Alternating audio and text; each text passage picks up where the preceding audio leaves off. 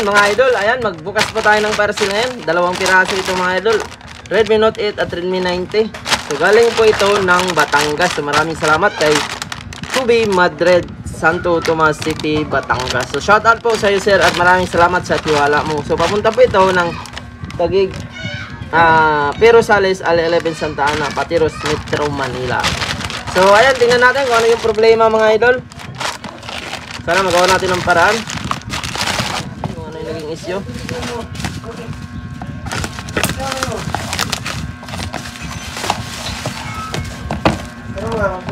Ayan. So naka-tape talaga siya. Sa mga gusto magpaayos mga idol, pwede nyo Lalamove, GRS, GNT or any courier via deliver. Pwede rin walk-in Batangas. So maraming salamat. Ayan, 2 piraso nga. Check natin kung ano yung mga problema. Ayan, may nakasulat naman. So ito yung maganda kapag gumawa tayo, may nakasulat na. Di na natin kailangan i-review. So Redmi 90 did bat kapag naka-charge pero may battery at nag-on. Kapag naka-charge, pa-check na lang po Sir Jolpon TV. Redmi Note 8, sira yung power button, need palitan ng bago. Napagawa na po dito sa amin, DIY, dikit lang ng pa-check na lang. So tingnan nga natin. Ayun, nakalubog siya mga idol. So may diskarte dito sa paggawa mga idol, kaya ayan, panoorin nyo mamaya. Ayan, check na natin. Ayun, may laman nga.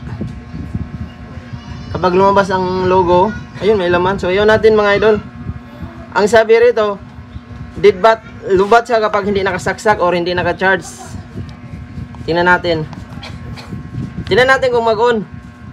So alam na agad ang problema nito mga idol. Wala nang paligoy-ligoy pa. Para ma-check natin kung yun talaga ang sira. Kapag hindi naka-charge, so deadbat daw, nalulubat siya. Ba, ang ganda ng wallpaper. So subukan natin tanggalin mga idol. Meron po siyang 47%. Ayun, namatay nga siya. So ito yung problema niya mga idol. Ay, nagpatay-patay siya, oh. Tapos nalulubat yan. Nagbi-blink-blink lang kapag tinanggal sa charger. So yung isa naman, i-check natin.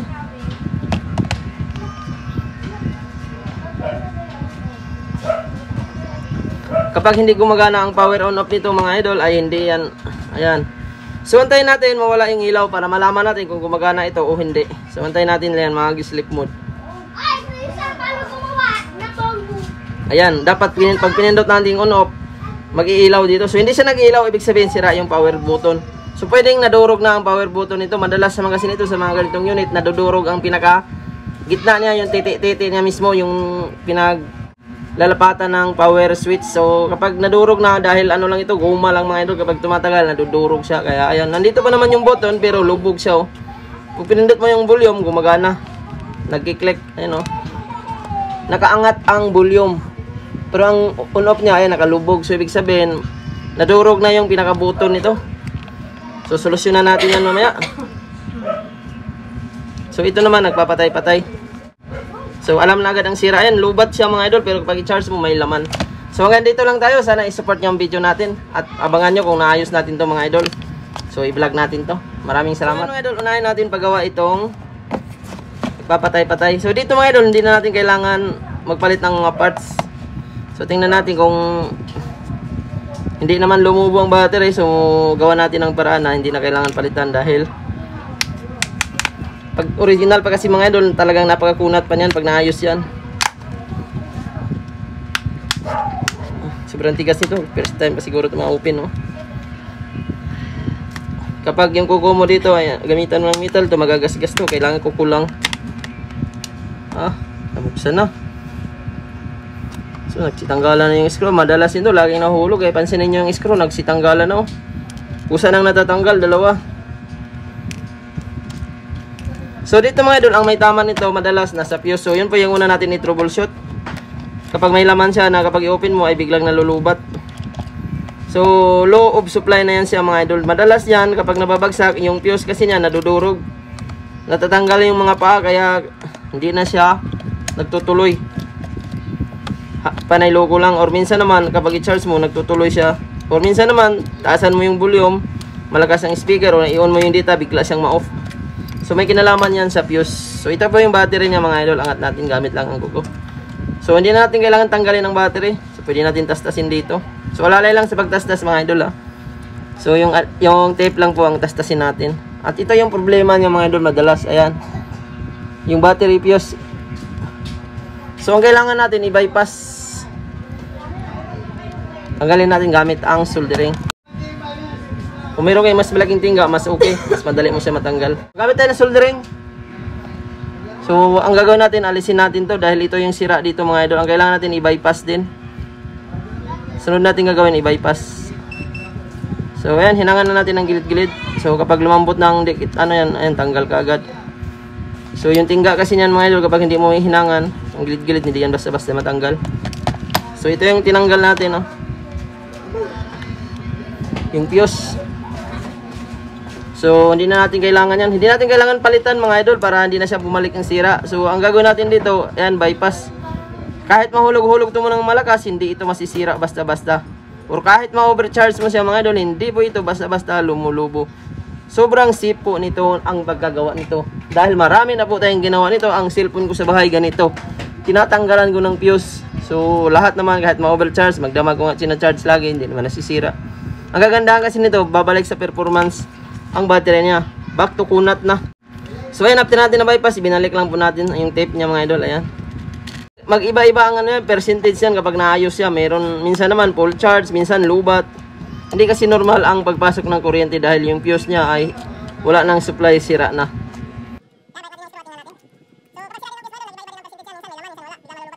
Nagagamit mo pa rin. So ayan, nabalik na natin. So, na goods pang battery. Makunat na ito malubat mga idol. So, kanina tingnan natin 47% ang laman nung nakita natin yung battery. Ito yung type C. Ay, hindi. Saan ba yun? Chinarge ko pala gamit dito sa Note 8. So, ayan. 47% kanina. Tingnan natin ngayon. 47. Ayan, ganun pa rin. So, tingnan natin mga idol. Kasi sabi rito, dead bat kapag hindi naka-charge. Pero may battery. May laman talagang battery. So ngayon, i-open natin na hindi nakasaksak at dahil kanina kapag i-charge mo siya ay nag-open. Ngayon, i-on natin na hindi naka-charge. So yun po yung iti-test natin kung nagawa na ba natin o hindi. Ayun mga idol, na-solve na agad natin. So hindi na kailangan ng charger. So kanina, ayan, naka-charge siya, mag-on. Ngayon, wala nang charger, nag-on na siya. So legit ito mga idol, immortal na to ang paggawa nito. Talagang ano na to, sobrang kunat na rin malubat ng battery. Kahit ma-overcharge siya, hindi po nagkaka-problema or nagkakais yung iba. So ayan, hanggang dito lang ito mga idol, no? Solve na to. Ito lang yung sira niya, ito lang yung ginalaw natin. So wala na tayong ibang ginalaw sa board, hindi tayo nagpalit ng parts. So ang kagandahan nito, tipid tips. Ang kagandahan din, sobrang kunat, malubat na ang battery. Maraming salamat mga idol. So isunod natin tong isa.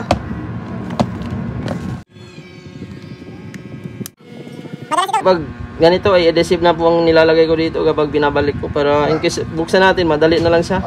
Hindi pa delikado, hindi siya mababasag basta-basta. Dahil glass ito mga idol.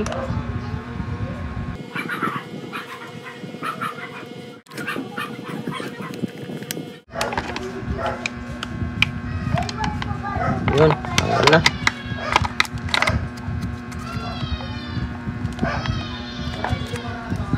Sana hindi mabasag.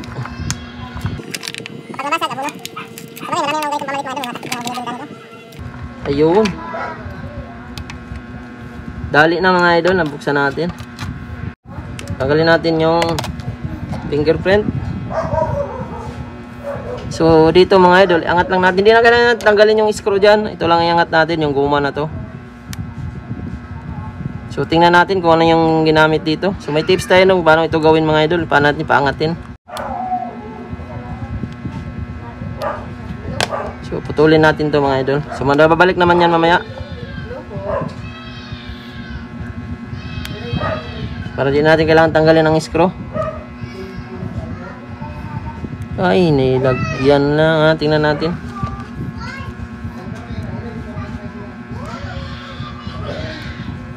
Sana hindi nadurog ang switch para madali lang natin. Ay, tumalsik pa. So ay nakita ko ng mga idol. So, ano ba yung nilagay dito? Mayroong red, oh. Sinalpakan. Nilagay ng plastic. Yan, dalawa na natanggal natin. Nakakatuwa naman to. So, ngayon, nakalubog ang button. So, diskartehan natin. So, ayun mga idol, kumuha lang ako ng karton sa charger ito mga idol. Ang gagawin natin, kasi medyo makapal siya konti, oh. Ayan, magbawas lang tayo ng konti dito. Tapos ito yung iharang natin doon sa flex sa ilalim. Ayan. Ito kasi medyo makapal siya. So, ayan mga idol, ito yung technique na gagawin natin para umangat. So, ayan, angat natin tong. Ayan. Dapat may cutter ka. So, ito yung flex niya, oh. So, iangat natin. Ayan. Saka natin isalpak ito sa ilalim. So, ganito lang yung ginagawa ko niyan mga idol. Madalas. So, sa kabutihang palad, wala namang bumabagjab.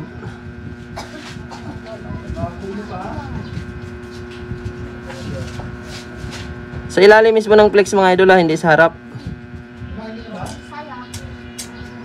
Yan, ayan, pinasok ko na, oh. Ayan, ito yung flex niya, oh. So sa ilalim natin ilagay. Pasok na natin. Ano sa'yo? Yun, umangat na mga idol, oh. Yan, pansinin nyo, umangat na siya, oh. Ayan. Nag-click na siya. So ayun mga idol, balik na natin to.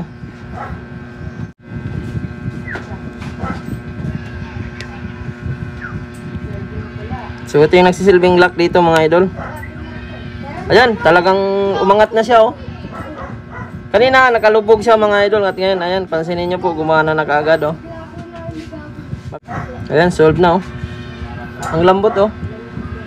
Kaangat na talaga siya, kanina nakalubog siya dito. So yun lang ang ginawa natin mga idol, kumuha lang tayo ng kapiranggot na, saan na ba yun? Ito sa karton nito mga idol, o plastic, pwede nyo gawin. Ayun, pansinin nyo, oh. Angat na angat na, at sobrang lambot na rin siya mga idol, walang pagbabago sa dati niya. Para na rin siyang nakaurig na button. So ganun na kasimple. Shape back agad to ngayon mga idol, karating lang po nito ngayon, eh. Kaya ayan, ginawa ko kaagad, sakto, wala tayong ginagawa ngayon. Maya pa. So kanina marami pong nagpagawa sa atin. Puro screen. So yun po yung madalas na sisira ngayon, laging nababagsak. Buti na lang may mga screen din tayong available. So nag-stock talaga tayo para in case may mag-walk-in ay mauwi kaagad. Hindi na natin kailangan mag-order. Sa mga gustong magpagawa naman, bago kayo pumunta, mag-chat kayo para in case naubusan tayo ng stock, hindi na kayo mag-antay. Or hindi na nyo na babalik ang kinabukasan. Mas maganda yung on the spot talaga, o makipag-cooperate muna kayo bago pumunta. Tanong muna kung may parts para siguro naka-ready na. So yan, adhesive po ang ginamit ko mga idol para in case mabuksan man ito na mayari, madali na lang siya. O i-DIY man ito, madali na lang siya buksan. So yan, fit na fit pa rin dito ang double-sided tape. Ayan, oh. So ayan, testing na natin. Ayan, pansinin nyo, nakaangat na siya, oh. Kanina nakalubog. Ayan, oh. Ang lambot niya mga idol, parang walang pagbabago, oh.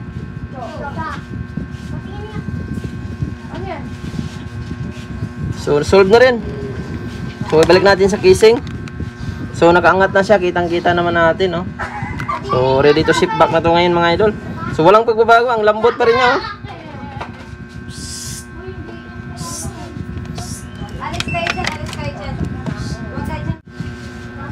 Ayan, pati yung isa mga idol, ayan, solve na rin to.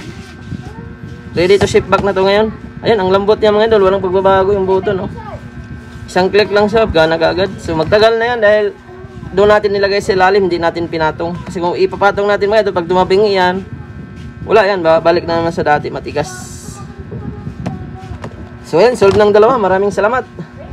See you on my next video. Sa mga gusto magpagawa, PM lang kayo mga idol, maraming salamat po.